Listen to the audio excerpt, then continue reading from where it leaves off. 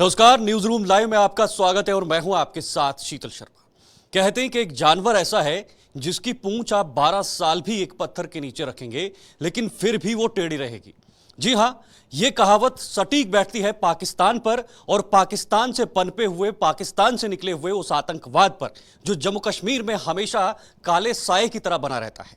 जी हां, पिछले कुछ सालों से, ये कम समय नहीं, 1990 के दशक से आतंकवादियों ने और पाकिस्तान ने जिस तरह से जम्मू कश्मीर में लगातार हमले किए हैं और इन हमलों में हमने कई सारे जानें गंवाई हैं। चाहे फिर वो आर्मी हो, चाहे वो हमारे सेना के जवान हो, पुलिस के जवान हो, या फिर लोकल निवासी हो, या फिर जम्मू कश्मीर के बाहर से आए हुए लोग हैं। 370 हटने के बाद अब आतंकी जो है वो बौखला गए हैं और अब सेना के साथ साथ आम लोगों पर भी सेलेक्टिव किलिंग की जा रही है, यानी टारगेट किलिंग, सिलेक्ट करके किलिंग की जा रही है। आम लोगों पर हमले किए जा रहे हैं। आखिर आतंकवाद को कायर नहीं कहा जा सकता तो फिर इनके लिए और क्या शब्द कहेंगे, क्योंकि सीधे सीधे आम लोगों पर हमला किया जा रहा है, जो निर्दोष हैं, जो अपना काम करते हैं, जो अपने कार्य में लगे होते हैं, लेकिन उन पर यह हमले करना बहुत बड़ा यहां पर चिंताजनक विषय है। आपको बता दें, आज सुबह सुबह एक बहुत दुखद खबर आ रही है। उधमपुर जिले से रहने वाले, उधमपुर जिले के मजालता तहसील के रहने वाले दीपू कश्मीर में काम करते थे, कश्मीर के अनंतनाग में काम करते थे, लेकिन वहां पर आतंकवादियों ने उन्हें गोली मार दी, जिसके बाद उनकी अस्पताल में पहुंचाकर उनकी मौत हो गई। सबसे बड़ा सवाल यह है कि आखिर आतंकवाद किस चीज से बौखलाया हुआ है। पिछले ही दिनों जम्मू कश्मीर के श्रीनगर में G20 की बैठक भी हुई है और बैठक से पहले भी हमने देखा किस तरह से सेना के जवानों पर हमले हुए, आम लोगों पर भी हमले करने की कोशिश की, कहीं पर संदिग्ध भी देखे गए और कहीं पर आतंक जो है वो बड़े हमलों को अंजाम देने की कोशिश में थे, लेकिन इनपुट जो है इस तरह के मिले थे हमारे सिक्योरिटी एजेंसीज को, जिसके बाद इस सब पे नाकामी जो है वो आतंकवादियों के हाथ लगी थी। लेकिन यहां पर जैसे ही G20 की बैठक खत्म हुई, उसके बाद तुरंत अब आतंकवादियों ने फिर से ऐसा काम करना शुरू कर दिया है, यानी फिर से आम लोगों को सिलेक्टिव किलिंग। उधमपुर के रहने वाले दीपू का क्या कसूर था? बस इतना कि वो कश्मीर में काम करता था, कश्मीर के अनंतनाग में काम करता था और एक सर्कस में काम करता था।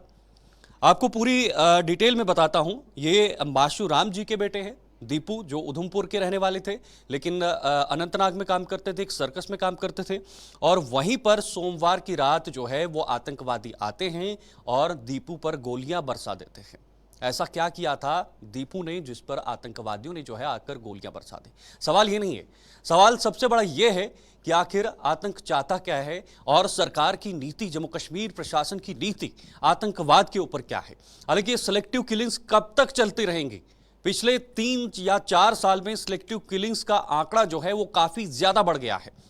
आखिर पाकिस्तान चाहता क्या है और केंद्र सरकार की नीति इस आतंकवाद को खत्म करने के लिए क्या है? किस तरह से आतंकवादियों का सफाया किया जाना है?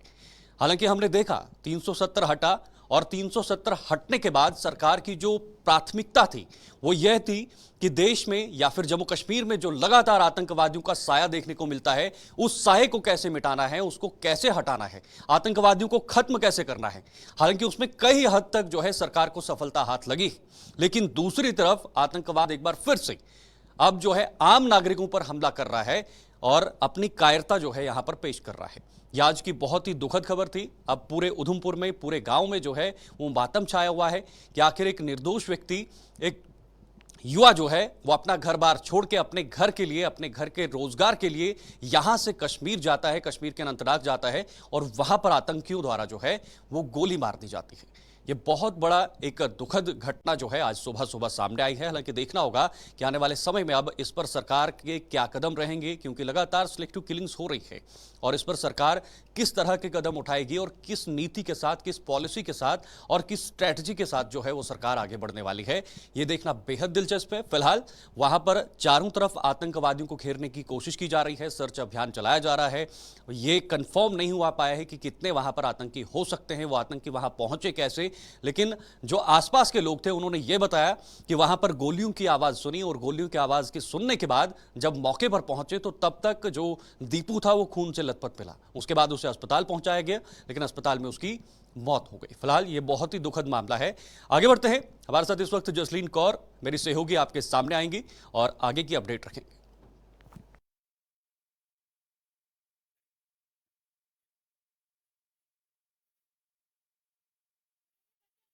की और आप बात करेंगे कि इंडियन रेलवेज की तरफ से 3 स्पेशल ट्रेनें जो हैं इसकी शुरुआत करने जा रही है, क्योंकि माता वैष्णो देवी के दरबार में अगर वो बात करें तो देश दुनिया से लोग जो है यहाँ पर पहुंचते हैं। और इस वक्त समर के दौरान अगर बात करें तो काफ़ी ज़्यादा रश जो है श्रद्धालुओं का देखने को मिलता है। और इसी को देखते हुए अगर बात करें तो नॉर्थन रेलवेज की तरफ से 3 स्पेशल ट्रेन जो कि न्यू दिल्ली से लेकर कटरा तक जो है वो शुरू होंगी, और जिसकी शुरुआत साफ तौर पर कही गई कि 2 जून से अगर बात करें तो 2 जून से जो है इसकी शुरुआत हो जाएगी, और 30 जुलाई तक जो है ये 3 स्पेशल ट्रेनें जो हैं जो कि न्यू दिल्ली से लेकर कटरा तक बात करें तो ये यहाँ पर शुरुआत की जाएगी। और जो बताया जा रहा है कि 2 जून से जो है ये शुरू हो जाएगी, और जो लगातार रश जो है श्री माता वैष्णो देवी दरबार में देखने को मिल रहा है, क्योंकि लगातार श्रद्धालु यात्रा करने के लिए जो है माता वैष्णो देवी के दरबार पहुंचते हैं। और इसी रश को देखते हुए नॉर्थन रेलवेज की तरफ से ये एक बड़ा फैसला लिया गया है ताकि श्रद्धालु जो है जम्मू तक, कटरा तक जो है पहुंच पाएं, और इसके लिए 3 ट्रेनों की शुरुआत की गई। और जिस तरह से बताया गया है कि 1 जून से जो है इसकी शुरुआत होगी। और सबसे पहले अगर बात करें तो बताया जा रहा है जो पहली ट्रेन होगी वो 2 जून को जो है उसकी शुरुआत की जाएगी, और जो कि न्यू दिल्ली से हर फ्राइडे अगर बात करें तो रात के 11:15 में जो है न्यू दिल्ली से निकलेगी, और कटरा जो है अगले दिन सुबह 11:25 पर जो है वो यहाँ कटरा में पहुंचेगी। और उसके बाद कटरा से अगर बात करें तो हर सैटरडे को शाम को 6:30 बजे जो है ट्रेन हुआ करेगी, जिसमें बताया जा रहा है कि स्पेशल ट्रेन की बात करें 11:15 में जो है न्यू दिल्ली के रेलवे स्टेशन से चलेंगी, और उधमपुर जो है नेक्स्ट डे 10:55 पर जो है वहां पर पहुंच जाएंगी। और फर्दर ये भी बताया गया है कि अगर वापसी की भी बात करें तो ये उधमपुर से हर फ्राइडे शाम के 7 बजे जो है उधमपुर से निकलेगी, और फिर से इसके हॉल जो है सोनीपत, पानीपत, करनाल, कुरुक्षेत्र जंक्शन की बात करें, Ambala cantt, Ludhiana, Jalandhar cantt, Pathankot cantt और जम्मू तवी, और उसके बाद जो है कटरा की बात करें तो वहां पर होगा। फिर उसके बाद एक वीकली स्पेशल ट्रेन की बात करें तो इसमें भी साफ तौर पर बताया गया है कि जो कि वैष्णो देवी दरबार से कटरा से जो है हर 3 जून को जो है निकलेगी, और जो कि 25 जुलाई तक ये ट्रेन भी चलेगी। और इसके टाइमिंग बताए गए हैं हर सैटरडे को जो है शाम के 11:15 में जो है ये न्यू दिल्ली से निकलेगी, और कटरा जो है नेक्स्ट डे 11:25 पर जो है वो यहाँ पर पहुँचेगी। और ये कटरा से वापस न्यू दिल्ली की अगर बात करें तो संडे को जो निकलेगी शाम के 6:30 बजे, और इसके स्टॉपेज की बात करें तो वही सेम रहेंगे, Sonipat, Panipat, Kurukshetra junction, Karnal, Ambala cantt, Ludhiana, Jalandhar cantt, और वहीं पठानकोट कैंट, जम्मू तवी और फिर उधमपुर। तो ये खास 3 ट्रेनों के बारे में बताया गया है जो कि नॉर्थन रेलवेज की तरफ से इसकी शुरुआत की गई है, क्योंकि इससे पहले भी देखा गया था कि जब काफ़ी ज़्यादा श्रद्धालु जो है माता वैष्णो देवी के दरबार में पहुंचते हैं, और कई बार जो है क्योंकि इससे पहले वंदे भारत की बात करें तो वो भी स्पेशल ट्रेन जो है उसकी शुरुआत की गई थी, हालांकि उसमें भी काफ़ी ज़्यादा रश जो है देखने को मिलता है। पर ये 3 स्पेशल ट्रेनें जो खास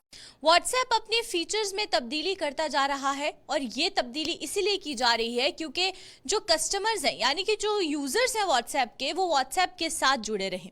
और इसी को ध्यान में रखते हुए जहां पर हमें एक के बाद एक फीचर व्हाट्सएप का लॉन्च होता हुआ नज़र आ रहा था, और इस बीच पहले अगर शुरुआती दौर से बात करें तो पहले व्हाट्सएप ने ये कहा कि व्हाट्सएप पे आप जो है वो अपने मैसेजेस को एडिट कर सकते हैं, और जो टाइम ड्यूरेशन दी गई थी वो 15 मिनट्स की दी गई थी, यानी कि 15 मिनट के अंदर आप अपने जो व्हाट्सएप आप पे आपने मैसेज भेजे होंगे वो आप एडिट कर सकते हैं। पहले ऐसा ऑप्शन नहीं था, लेकिन अब जो ऐसा ऑप्शन है वो व्हाट्सएप ने अपने यूज़र्स को दिया था।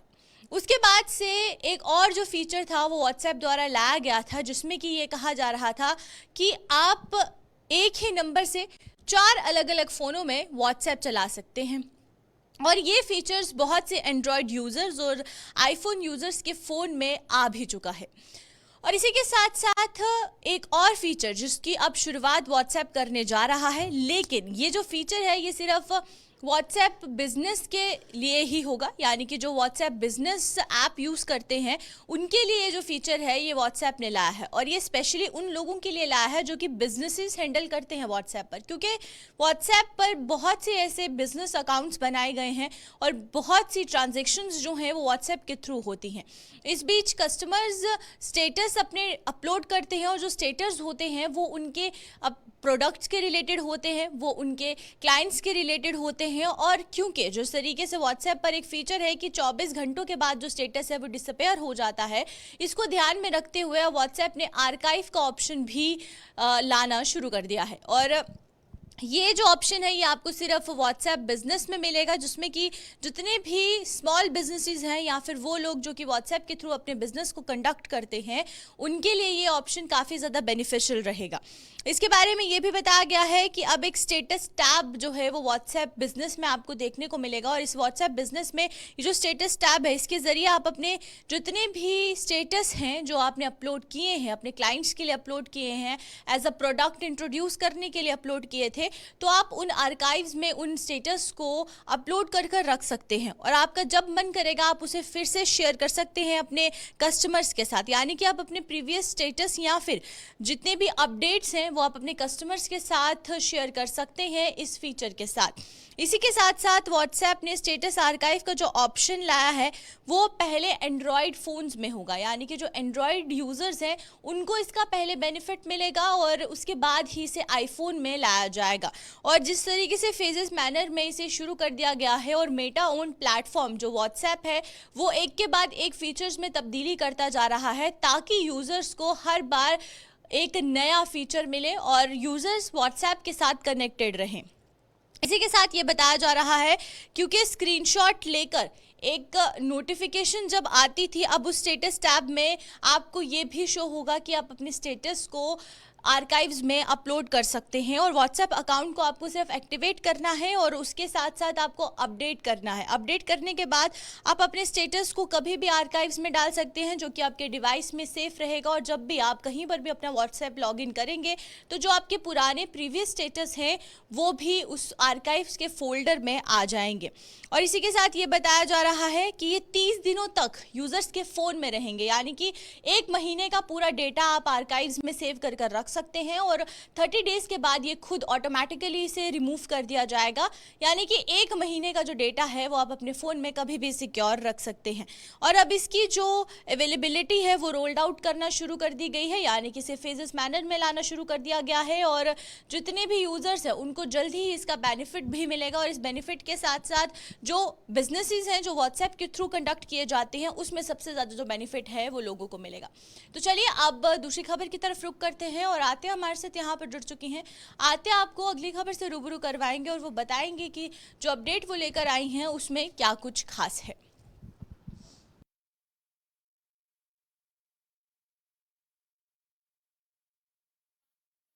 से ही सोशल मीडिया पर काफ़ी न्यूज़ ट्रेंडिंग हो रही है। दिल्ली की बात करें, दिल्ली से एक खबर सामने आ रही है जहां पर एक काफ़ी दिल को दहलाने वाली खबर सामने जो है वो निकल के सामने आ रही है, जहां पर अगर हम बात करें एक मर्डर जो है वो किया जाता है, और ये मर्डर उस वक्त किया जाता है जब लोग वहां पर मौजूद भी थे, यानी कि आसपास लोग चल भी रहे थे, और सीसीटीवी फुटेज में ये पूरी फुटेज है, ये पूरा वारदात जो है वो कैद हुआ है, जहां पर देखा जा रहा है कि मर्डर तो किया जाता है लेकिन मर्डर के टाइम पे लोग वहां पर मौजूद होते हैं, लोग वहां से आ रहे होते हैं, जा रहे होते हैं, लेकिन कोई भी मदद करने के लिए वहां पर नहीं रुकता। क्या कुछ खबर है, सबसे पहले जो आपको रूबरू करवाते हैं। दिल्ली से खबर सामने आ रही है जहां पर बताया जा रहा है कि 16 साल की एक लड़की थी और उसका एक बॉयफ्रेंड था जिसकी उम्र 20 साल की बताई जा रही है, और किसी वजह क्योंकि कारण की वजह से बताया जा रहा है उनके बीच में लड़ाई पहले से ही चल रही थी, और अचानक से जब वो लड़की वहां से गुजरती है और वहां पर जो लड़का होता है पहले से ही उस लड़की का इंतजार करता है, और उसके बाद जो है सीसीटीवी फुटेज की बात की जाए वहां पर तस्वीरें जो हैं सारी कैद हो गई हैं, और आप स्क्रीन पर भी तस्वीर देख रहे हैं, उसी लड़की की तस्वीर है जिसने 16 साल की लड़की का कत्ल किया, और चाकू जो है बताया जा रहा है कि 20 से ज़्यादा चाकू जो है स्टैब किए हैं लड़की को, यानी कि 20 बार चाकू से वार किया है।